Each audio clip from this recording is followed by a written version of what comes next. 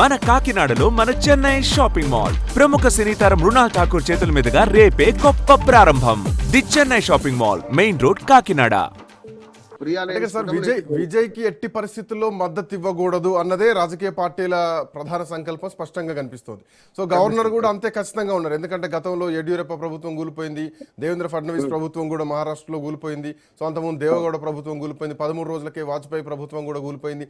ఇవన్నీ ఎగ్జాంపుల్స్ ఉన్నాయి. కాబట్టి ఇట్లా ప్రభుత్వాలు కూలన సరైన విషయం కాదు, ముందే తీసుకొని రండి అని చెప్పేసి ఆయన అంటున్నారు. బట్ కూలుతుందా లేదా అనేది ఫ్లో టెస్ట్ పోతేనే తెలుస్తుంది. ఆ ప్రభుత్వాలు కూలే అని చెప్పేసి ఈ ప్రభుత్వం కూడా కూలాలనేది ఏం లేదు కదా, ఎవరి వ్యూహాలు వాళ్ళకు ఉంటాయి.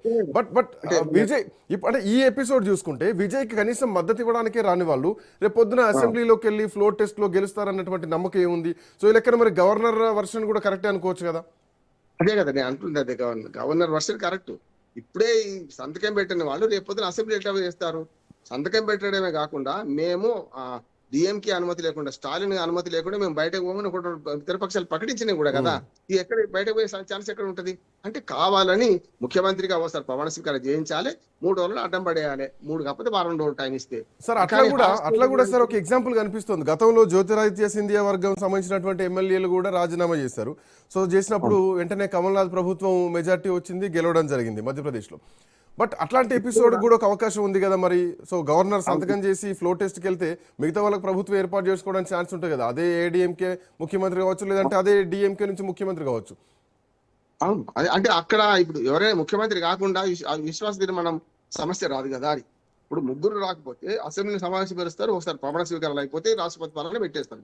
సుప్త చేతనావస్థలో ఈ అసెంబ్లీ ఉంటది. మీరు ఎప్పుడైతే జమ్మూ కాశ్మీర్ అదే జరిగింది, జమ్మూ కాశ్మీర్ 2-3 సార్లు జరిగింది అట్లా. ఏది సస్పెండ్ చేయకుండా దాన్ని అట్లాగే ఉంచి రద్దు చేయకుండా సస్పెన్షన్ లో పెట్టి చేసిన సందర్భం ఉంది. ఇక్కడ కూడా అది జరుగుతుంది అంటున్నాను. అట్లా జరగకముందే అర్లీకాల గవర్నర్ అనేది చాలా కరెక్ట్ అంటున్నాను. ఒక్కరిని పిలుస్తా, పిలవడానికి కాదు, కానీ విఫలం అవుతారు కదా, అనవసరంగా పిలిచి విఫలమైన దానికన్నా మీరే మొదటి చేసుకోండి అంటున్నాడు. రెండోది కూడా గవర్నర్ గారి వెర్షన్ ఏంటంటే, ఈ ఆయన బయటకు అనలే కానీ ఆయన వెర్షన్ ఏంటంటే, మనకు హార్స్ ట్రేడింగ్ అవుతుంది కదా. ఇప్పుడు 6 కోసం ఏ పార్టీలో చీల్చాల్సి వస్తుంది కదా, అంటే అనేక దుర్మార్గాలు ఈయన కూడా చేయాల్సి వస్తుంది కదా విజయ్ కూడా. అందుకనే ఇప్పుడు 8 మంది ఎమ్మెల్యేలను మిత్రపక్ష ఎమ్మెల్యేలు గట్టిగా పట్టుకొని నేను విడిచిపెట్టను, మీరు మీ భవిష్యత్తు చూసుకొని భయపెడుతూ వాళ్ళను ఆపుకుంటుంటే, అన్నాడీఎంకే కుటుంబంలో ఉన్న బీజేపీ ఒకటే కాదు కదా, ఇంకా 2-3 పార్టీలు ఉన్నాయి కదా, వీళ్ళు కూడా అన్నాడీఎంకే వైపు వీళ్ళు ఉన్నారు కదా, టీవీకే కూడా ఉంది కదా. మరి వాళ్ళందరినీ వాళ్ళ ఎమ్మెల్యేలను వాళ్ళు దాచిపెట్టుకుంటూ ఇప్పుడు ఎట్టి పరిస్థితులలో కాంగ్రెస్ టీవీకే తప్ప, అంటే 107 + 108 అంటే ఒక సీటు డబుల్ గెలిచింది కనుక 107 + 5 112 ఉన్నాడు. ఇంకా 6 సీట్లు ఎక్కడి నుంచి వస్తాయి చెప్పండి? 6 కాకపోతే 5 అనుకుంటున్నాను, ఎందుకంటే 117 అయితే అప్పుడు మ్యాజిక్ ఫిగర్. ఎందుకంటే ఒక ఎమ్మెల్యే లేడు కదా, రాజీనామా చేస్తున్నాడు విజయ్, రాజీనామా చేసినప్పుడు ఖాళీ అవుతుంది. 233లో 51% అంటే ఏంది? 17 117 అయినా 5 తక్కువ ఉంటాయి కదా, అప్పుడు కూడా 5 తక్కువనే ఉంటాయి కదా.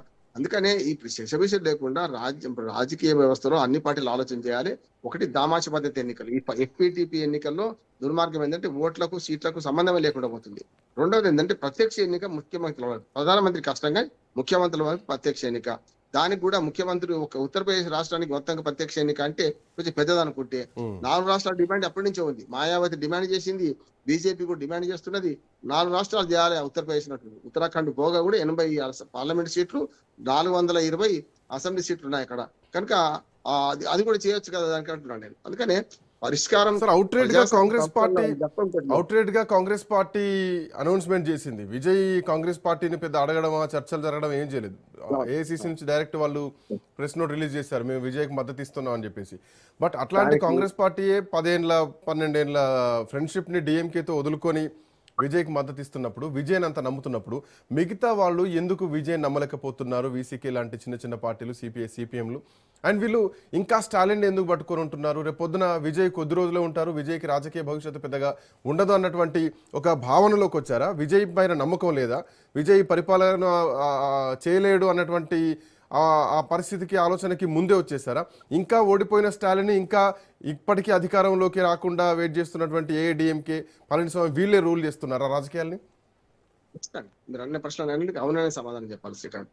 నేను ఏమంటున్నానంటే విజయ్కి ఇప్పుడు మెజార్టీ వచ్చే అవకాశం అయితే లేదు. దీన్ని బట్టి ఒకటి కాంగ్రెస్ పార్టీ కూడా తొందరపడేది. ఎందుకంటే నిన్న తులసిరెడ్డి గారే నాకు ఛానల్ చెప్పారు, నాకు డైరెక్ట్ లైవ్ లో చెప్పారు.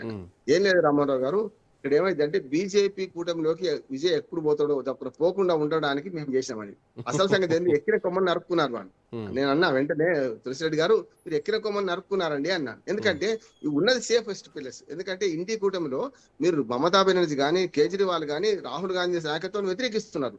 ఒక్క మనకు స్టాలిన్ మాత్రమే పూర్తి సమర్థించండు. అంటే ఉన్న ఒక్క మెతుకు గంజిలో పోయినట్టే కదా మీకు. ఇండి కూటమి రద్దయిందని చెప్పిండు స్టాలిన్. నిన్ననే ప్రకటన చేసుకుంటూ ఇండి కూటమి లేదుగా, అయిపోయింది, దాని పని అయిపోయింది అన్నాడు. అన్నప్పుడు మొత్తం రాజకీయాల్లో రేపు దేశంలో ప్రధానమంత్రి ఆశ ఎక్కడ ఉంది చెప్పండి.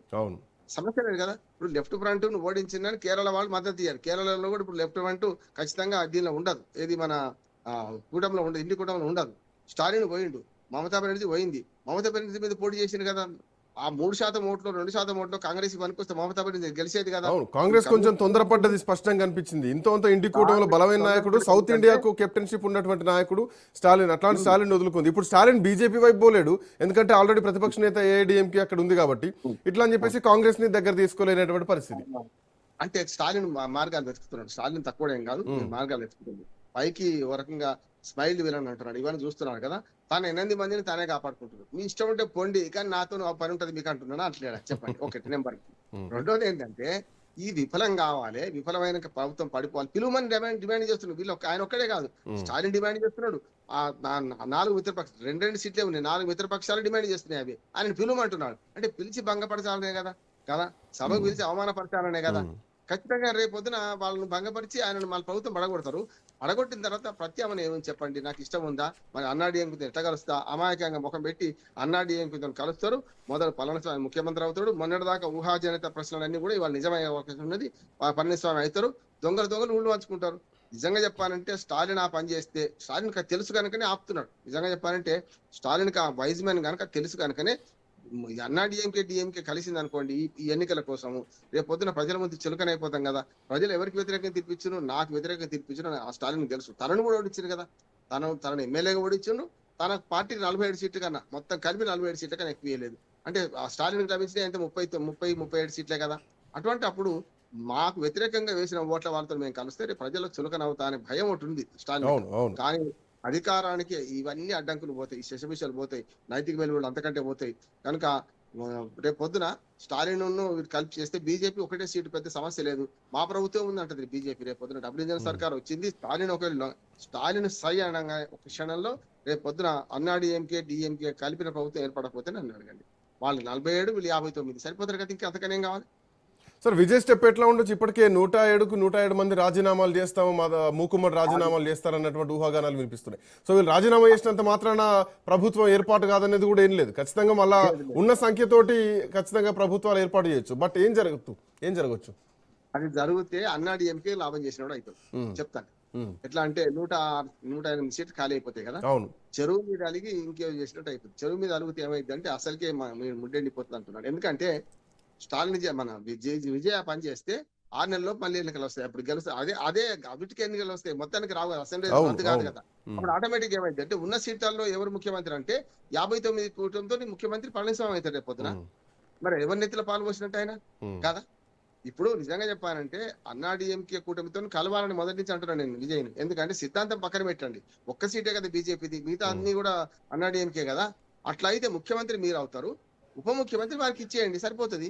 అది పళనిస్వామి చెప్పుకుంటాడా లేకుంటే ఇంకోరికి అప్ప చెప్తారా, ఇచ్చారు. కానీ పళనిస్వామి ఏమనుకుంటున్నాడంటే విజయ్ దారికి వచ్చి, ఇప్పుడు నితీష్ కుమార్ గారు తక్కువ మెజార్టీ వచ్చిన బీజేపీ ఎన్నిసార్లు ముఖ్యమంత్రి చేసింది, ఏది మన బీహార్ ముఖ్యమంత్రిగా. బీజేపీ మెజార్టీ ఉండి కూడా ఈసారి మాత్రమే తప్పించి ఎంపీ పోమన్నారు. ఎన్ని రోజులు ఇట్లా బీజేపీని ఒత్తుకున్నారు. అది ఎన్ని రోజులు ఇట్లా మనకు మెజార్టీ వచ్చినా వాళ్ళే ముఖ్యమంత్రి, ఆయనే ముఖ్యమంత్రి, మనకు రాకపోయినా ఆయన ముఖ్యమంత్రి ఎట్లా అంటే ఇప్పుడు తప్పించి మన రాజ్యసభ తీసుకున్నారు. చూసినాం కదా మనం. అందుకని ఇక్కడికి వచ్చే కళ ఏంటంటే ఇవాళ మన అన్నాడీఎంకేకే మద్దతు చేసినట్టు అయితే ఆయన రాజీనామా చేస్తే 107 మంది చేయడం వల్ల చెరువు మీద అడిగినట్టు తప్ప ఇంకోటి ఏం లేదు. ఒకవేళ నిజంగానే ఆయన వైస్ మ్యాన్ అయితే ఏం చేయాలంటే ఒక కండిషన్ పెట్టాలి. బీజేపీ ఒక ఎమ్మెల్యేని నేను ప్రభుత్వాలు తీసుకోలేను, ఒక ఎమ్మెల్యే మంత్రి పదవి కూడా ఇయ్యారు కదా, మీ కూటమితో జత కడతాను, మీరు నాకు నైతికంగా మద్దతు ఇవ్వండి అని సరిపోతే చూడండి. అసలు మంత్రి పదవులు ఇవ్వకపోయినా చేరతారు అంటున్నాను. మంత్రి పదవులు ఇస్తే సంతోషంగా చేరతారు. అప్పుడు బీజేపీ ఖాతాలో తమిళనాడు పడుతుంది. అన్నాడీఎంకే కూటమితోనే ఆయన ఒక్కసారి జత కట్టిండంటే రేపు పొద్దున 23వ రాష్ట్రంగా తమిళనాడు కూడా మా లెక్కలకు వచ్చిందని కాషాయం రంగు బట్ పిలిచేస్తారు. చరిత్రలో అది ఒక పెద్ద చరిత్ర సృష్టించినట్టు అయింది ఒకవేళ అదే జరిగితే కనుక. ఎందుకంటే ద్రవిడ రాజకీయాల్లోకి మతతత్వ పార్టీ ఎంటర్ కావడం, గతంలో లోక్సభలో కూడా రాహుల్ గాంధీ అన్నారు ఎట్ ఎనీ కాస్ట్ బీజేపీ తమిళనాడులో అడుగుపెట్టేటువంటి సమస్యలే అని చెప్పేసి బల్లగుద్ది మాట్లాడారు. సో ఇప్పుడు విజయ్ మెట్టు దిగుతారా, నిల్చుంటారా, చిన్న పార్టీలు ఏకమవుతాయా, స్టాలిన్నే కాదని ఏడీఎంకేతో సంబంధం లేదు, స్టాలిన్ కాదని ఈ పార్టీలు ముందుకు వస్తే కనుక కాంగ్రెస్ పార్టీ తరహా, సో విజయ్ మార్క్ పాలిటిక్స్ అప్పుడు మనం చూడొచ్చు, right? Right. Thank you Ramarao గారు, థ్యాంక్స్ ఫర్ జాయినింగ్. సో అది విజయ్ మెట్టు దిగుతారా, బీజేపీ పొత్తు కుదుర్చుకుంటారా, ఏడీఎంకేతో కలిసి ముందుకెళ్తారా, వెళ్ళేటువంటి పరిస్థితులు కనిపించట్లేదు. మిగతా పార్టీలు ఏవైతే ఉన్నాయో డిఎంకే కూటమిలో ఉన్నటువంటి చిన్న పార్టీల మద్దతు ఒకవేళ విజయ్కి వస్తే కనుక ఖచ్చితంగా Vijay will become a chief minister to state of Tamil Nadu. But ఆ పరిస్థితులు ఉంటాయా? ఈరోజు సాయంత్రానికి ఏదో ఒక క్లారిటీ వస్తే విజయ్ ముఖ్యమంత్రిగా ప్రమాణ స్వీకారం చేస్తారా లేదా తెలుస్తుంది. బట్ స్టాలిన్ కూడా చాలా తెలివిగానే గేమ్ ప్లే చేస్తున్నారు, పొలిటికల్ గేమ్. మిత్రపక్షాలు మద్దతిస్తే మాకేం ప్రాబ్లం లేదు అని అంటూనే భవిష్యత్తులో ఆలోచించుకోండి అన్నటువంటి ఒక స్టార్ మార్క్ కండిషన్ కూడా పెడుతున్నారు. సో విజయ్ చుట్టూ చాలా ఫెన్సింగ్ అయితే ఉంది. వీటన్నింటినీ తెంచుకుంటూ ఎట్లా ముందుకు పోతారో, ఎట్లా ప్రభుత్వాన్ని ఏర్పాటు చేస్తారో, ఏ భరోసా ఇస్తారో చూడాల్సినటువంటి అవసరం ఉంది. That's all for now. Next updates continue అయితే కీప్ వాచింగ్ రాజ్ న్యూస్.